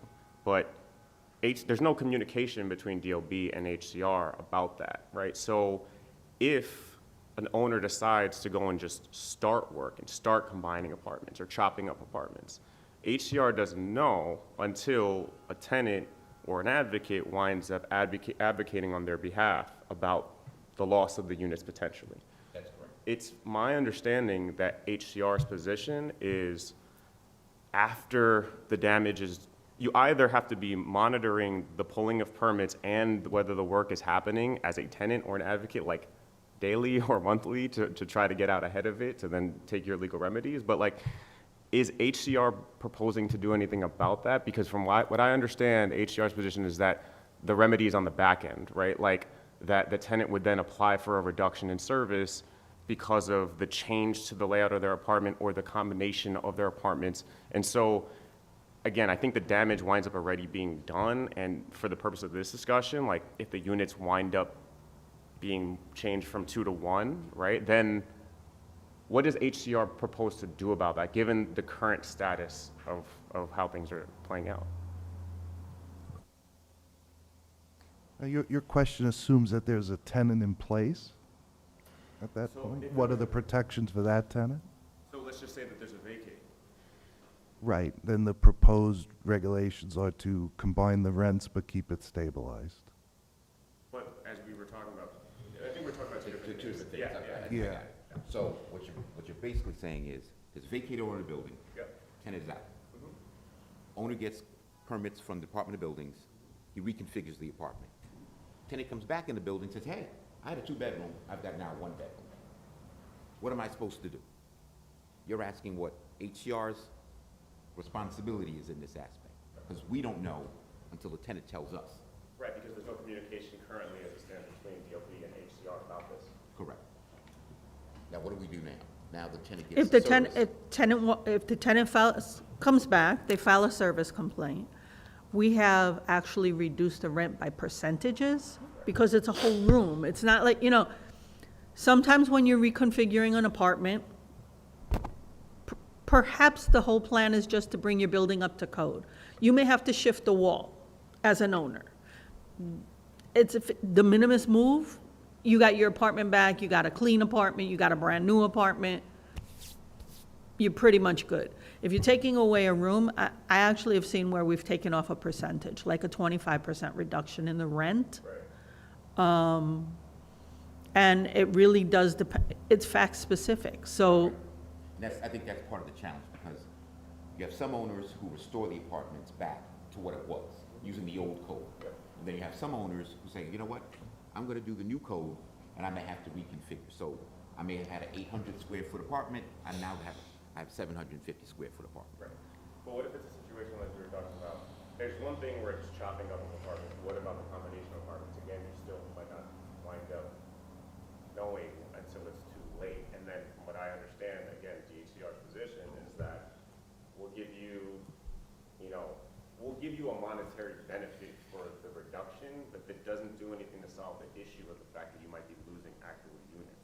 And so I'm just wondering what, if anything, HCR is trying to do prospectively to address both issues, the combination and the Frankenstein and chopping up subtraction. By statute, we don't have a lot of say and the authority to do a lot of this stuff. I think part of the challenge is when the owner applies for the permit with the Department of Buildings, what are they actually conveying to them? And how are they conveying it? Because I don't even know if, using the 2-bedroom example I just gave you, I don't even know if DOB is going to know how many rooms are in apartment A over apartment 2A.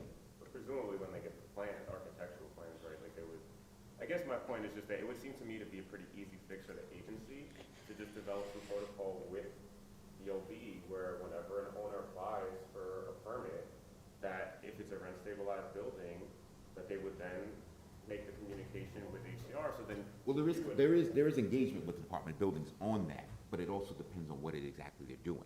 So I know, Mike, you speak to DOB and they send a list of stuff, but sometimes it's hundreds of permits per week. It's can't comb through all of them. And I realize we're getting slightly. And sometimes they're not regulated buildings. I mean, that's the other thing, you know.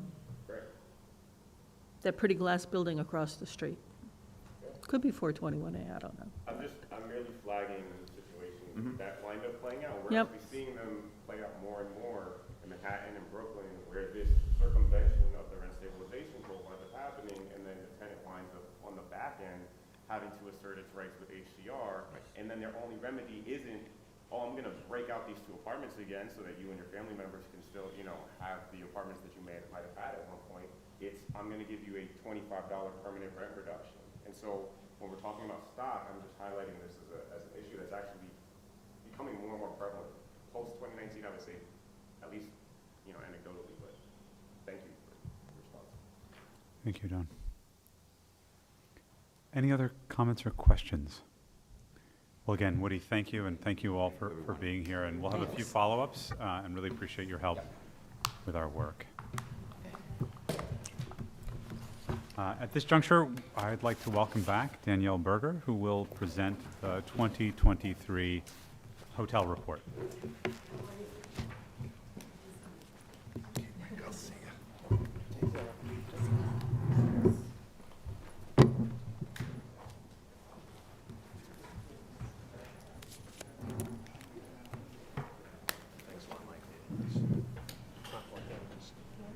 It's not plugged in. I don't keep. Okay. Be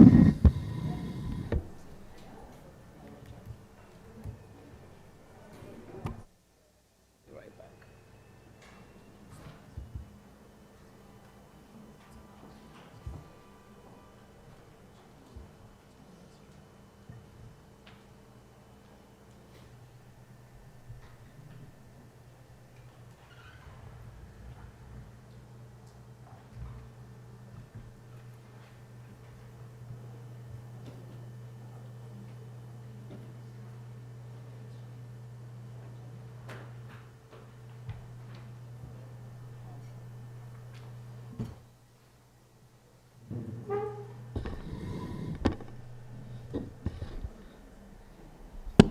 Hello again. Hello.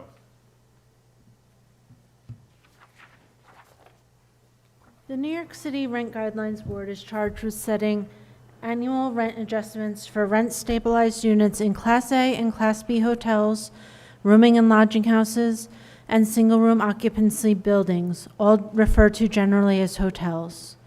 The board has historically used information from the RGB's research reports, including the Price Index of Operating Costs and the Housing Supply Report, to help determine appropriate hotel guidelines. Periodic memos, beginning in 2007 and related to rent levels in rent-stabilized hotel units, have also supplemented these reports. The 2023 Hotel Report is the second annual report that consolidates research related to rent-stabilized hotels into a single report. The report includes information on certifications of no harassment for SROs, illegal hotel violations, and the number of hotel units registered with New York State Homes and Community Renewal, HCR, as well as the average and median rents in these units. Data from the hotel portion of the PIOC is also included. In summary, there were 92 certifications of no harassment issued by the New York City Department of Housing Preservation and Development for SROs during 2022, an increase of 46.0% over the prior year. In 2022, the Mayor's Office of Special Enforcement issued 1,801 violations for illegal hotels, a 34.7% decrease from 2021, although substantive violations increased by 134.0%. The 2023 PIOC found an average increase in the cost of operating hotels of 8.3% between April of 2022 and March of 2023.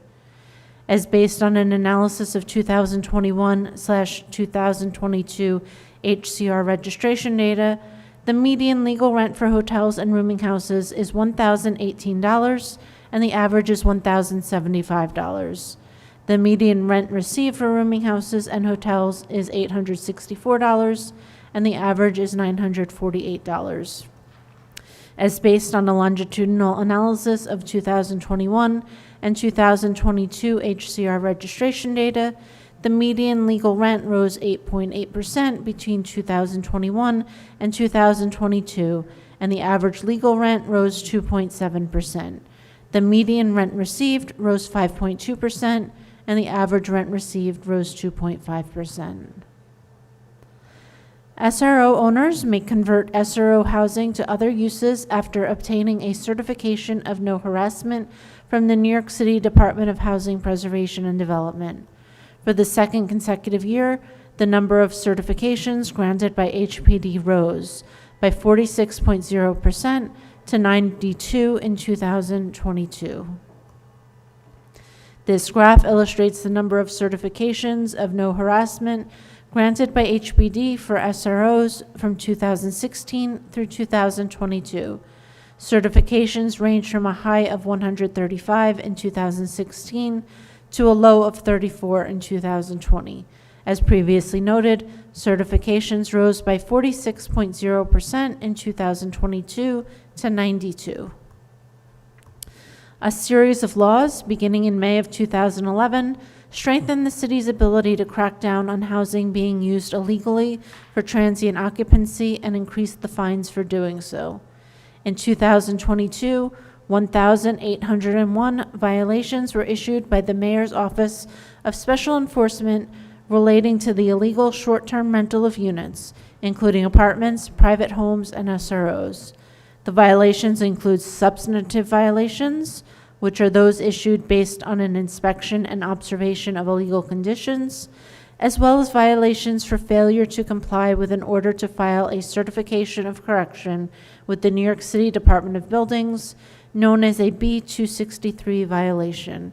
In 2022, the total number of violations fell 34.7%.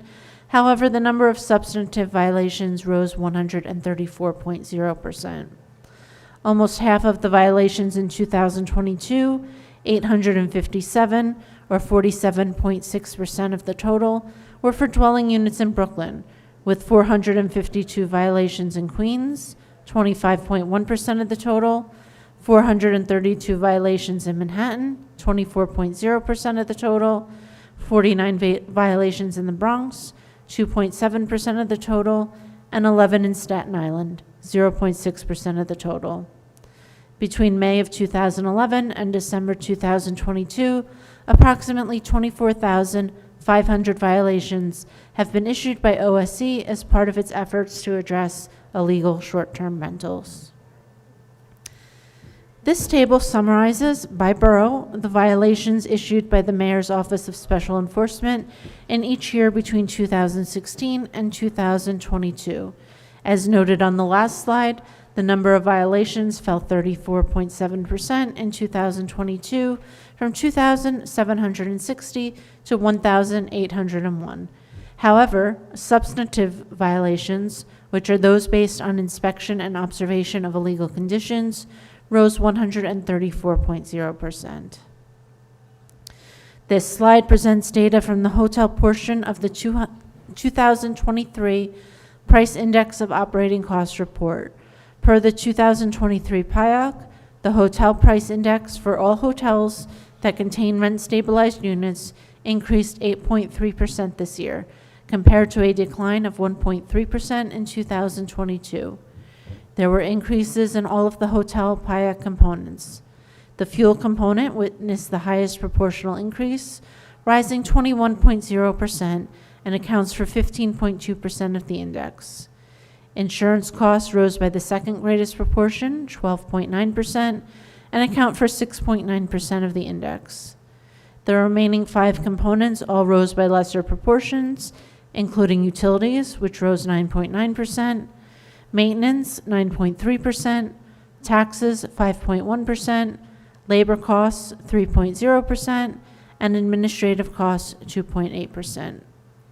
Among the different categories of hotels, the index for traditional hotels increased 7.3%, rooming houses by 9.9%, and SROs by 8.9%.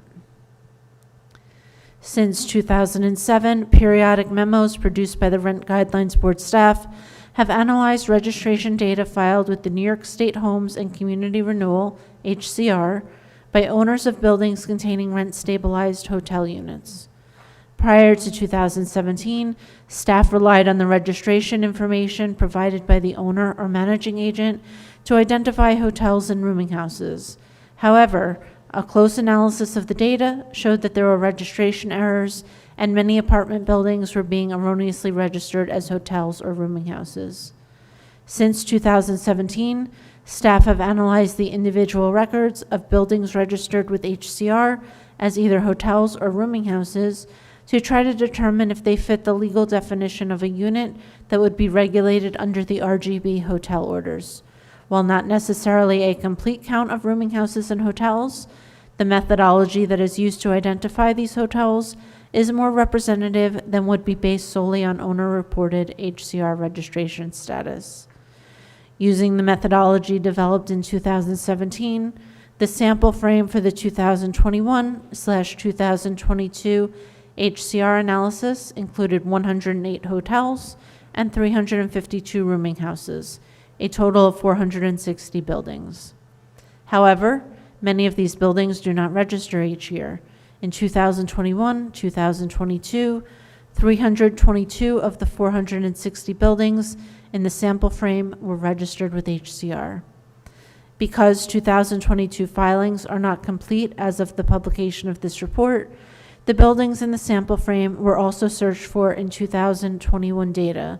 However, data from 2022 was utilized for the vast majority of these buildings, 84%, while 94% of the data used to compute median and average rent levels was based on 2023 HCR registration filings.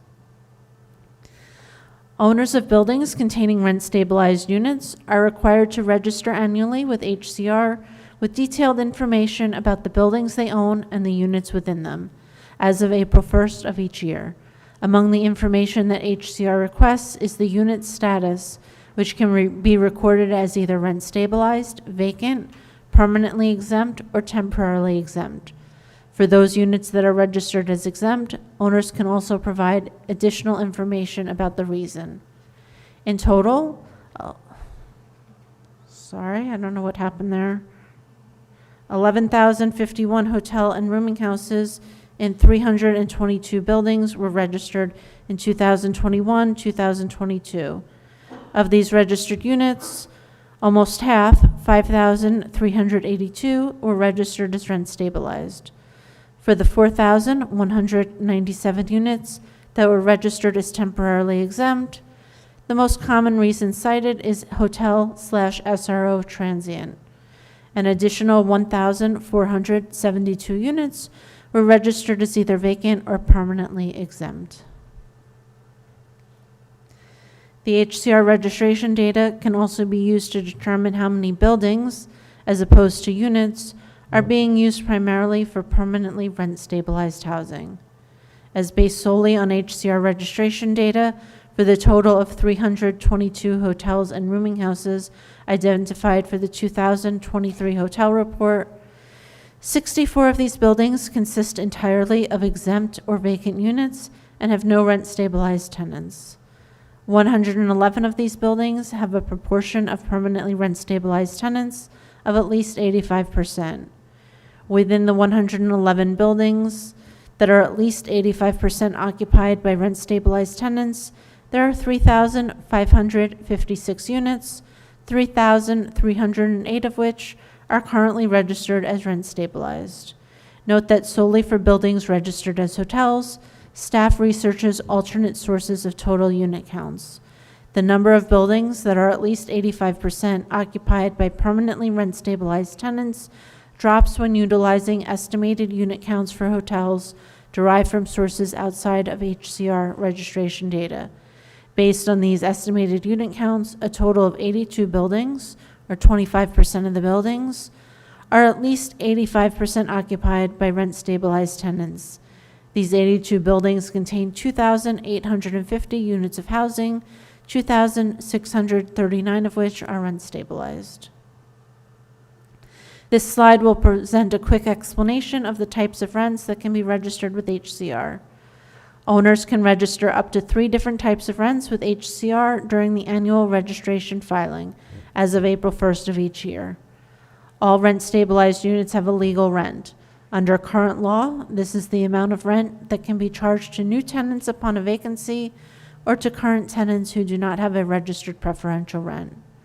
A preferential rent is defined as a rent that owners charge to tenants that is lower than the registered legal rent. Among the reasons owners utilize preferential rents are market conditions at either the time of the initial lease or the subsequent renewal lease, or agreements with government agencies subsidizing the rent of the unit. Under current law, future rent increases are based on preferential rents until vacancy, at which time the owner may collect up to, but not more than, the legal rent. Actual rents are the rents that are paid out of pocket by subsidized tenants, with the balance being paid by government programs such as Section 8, Shelter Plus, or SCREE.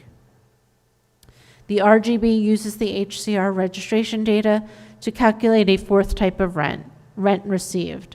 This is an estimate of the rent actually being received by the owner, generally speaking, the legal rent, unless a preferential rent has been recorded. Each of these types of rent provide an important source of information. The legal rent can inform on the maximum amount able to be collected by owners either currently or upon vacancy. Preferential rents can inform on the prevalence of a less competitive market or regulatory agreements. Actual rents can provide a more accurate representation of rent burden, where low-income tenants may have rents that are subsidized, and the rent received is the best estimate of the revenue owners are currently receiving for each unit. This slide will present median and average rent levels from 2021/2022 for each of the 4 types of rent we just discussed. Per HCR registrations from 2021-2022, the median legal rent for rent-stabilized units is $1,018, and the average legal rent is $1,075 for both hotels and rooming houses combined, 5,306 units. Sorry, I'm not sure what happened to the formatting of this slide. In total, 1,333 units, or 25% of the total, also report preferential rents, with the median preferential rent for both hotels and rooming houses combined of $888, and an average preferential rent of $982. In total, 1,603 units, or 30% of the total, also report actual rents, with a median actual rent for both hotels and rooming houses combined of $269, and an average actual rent of $503. And the median rent received by owners for rent-stabilized units is $864 for both hotels and rooming houses combined, and an average rent received of $948.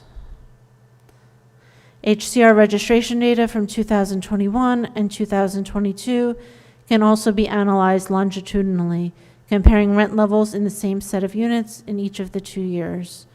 Of the 270 hotels and rooming houses identified in the 2022 data, 238 were also registered in 2021. However, not every building contains units with registered units. Therefore, the longitudinal sample includes 53 hotels containing 1,899 rent-stabilized units and 136 rooming houses containing 2,523 rent-stabilized units, a total of 189 buildings with 4,422 units. The longitudinal data for median rents shows that between 2021 and 2022, the median legal rent rose 8.8% overall, and the average legal rent rose 2.7% overall. The median preferential rent was unchanged overall, and the average preferential rent rose 3.3% overall. The median actual rent rose 4.3% overall, and the average actual rent rose 5.8% overall. And for the rent received by owners, the median rent rose 5.2% overall, and the average rent rose 2.5% overall. Note that EndNote 1 of the report explains that the longitudinal analysis of 2021 to 2022 data shows greater increases than would be expected among hotel units. Please refer to the report for an analysis of this data with a single building removed which had a great impact on the data and which, when removed, saw legal rents and the rent received for hotels and rooming houses combined rise no more than 1.0%. As can be seen on the previous slide, for some categories of rents, the median and average rents increased over the past year. An examination of individual records in the longitudinal sample shows that some owners increased legal rents, even though rent increases for hotels and rooming houses were not granted by the RGB during this time frame. In total, 66% of units in the longitudinal sample had no rent increase in legal rent, while 3% of units had a rent decrease and 31% had a rent increase. Among the 1,369 units in total that registered a legal rent increase, which was 31% of all units, 60.3% increased rent by either exactly 1.0%, 1.5%, or 2.5%. These increases coincide with 1- and 2-year lease increases granted to the rent-stabilized apartments under either Order Number 52 or Order 53. Each of these orders overlap with the timeframes in the HCR of registration data, which records rents at the static point of April 1st in each year.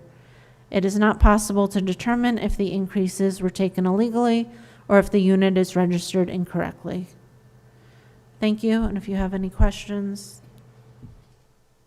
Great, let me open the floor. Thank you, Danielle. Just one point of clarification. So it sounds like from the report, when you do the adjustment for non-registration, you get a number that's about twice as large for the overall, sort of more like 21,000. When you look, this is I'm sorry, can you? in the notes to 22,000. So the notes to your summary table, for example, on page 8. Yeah, okay, yeah, I understand what you're asking. Yes, so the HCR data allows you to register as either a hotel or a rooming house.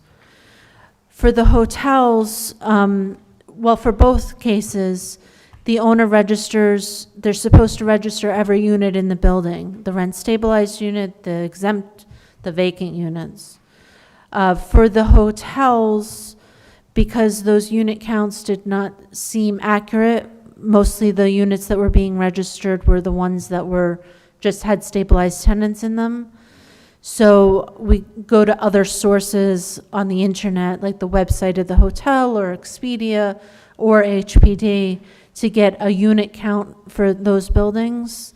And then we can calculate the percentage that are actually occupied by rent-stabilized units based on either what has been reported in HCR or this estimate of what I'm getting off the internet. And that gets us from roughly 11,000 to roughly 22,000 when you do that.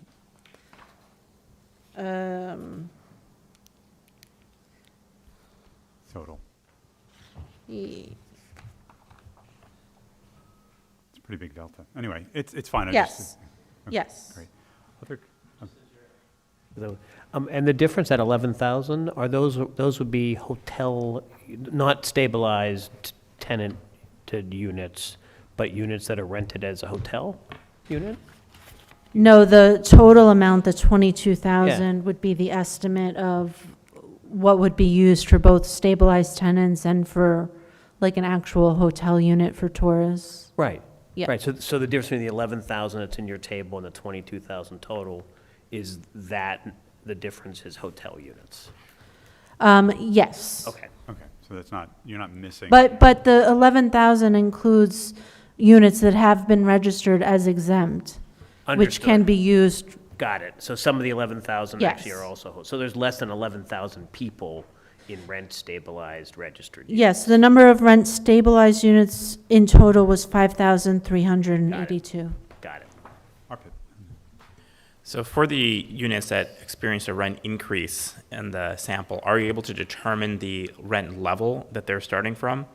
And the reason I ask this is I wonder if that might have distinguish the two cases you mentioned about why you're observing these increases, right? My intuition is that if the rent increases are happening on units that also have low rent levels, maybe those are illegal rent increases because these are really SRO units. Whereas if the rent increases are happening on units with higher rent levels, maybe these are actually apartments incorrectly registered as SROs. Yeah, we can take a look at that to some extent. It depends how many units there are because of privacy reasons.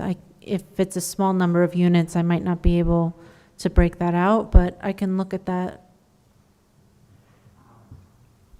Thank you. Got two questions. The applications for a certificate of no harassment, can we interpret them as basically applications to convert the hotels to other uses?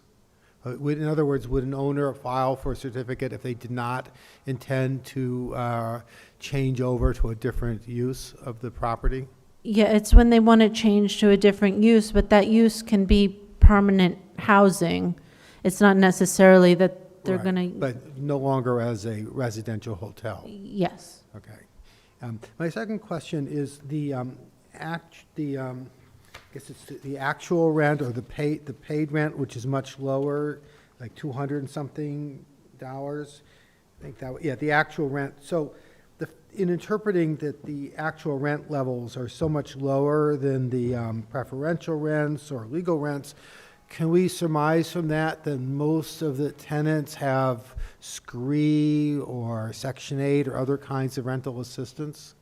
Yeah, the people with an actual rent, and this is just what's been recorded. We can't say that there aren't other people with actual rents because it's just what's reported to HCR. But the number of units are here. So you can see, for instance, that the number of rent-stabilized tenants with an actual rent is 1,603 out of 5,306 with total rent-stabilized units, which I think is about 30%. I have the exact percentage written in the report. And for those people, there is some sort of subsidy where that's the amount that they're paying out of their pocket. But we don't know, given it's only a subset, we don't know if they're representative of the others that are not reported. I mean, what's not reported is not reported. This is a floor, basically. Okay. Thanks. Well, thank you again, Danielle. Any other questions or thoughts before we take a motion to adjourn? All right, could I have a motion to adjourn? And a second? I'll second. We are adjourned. Thank you.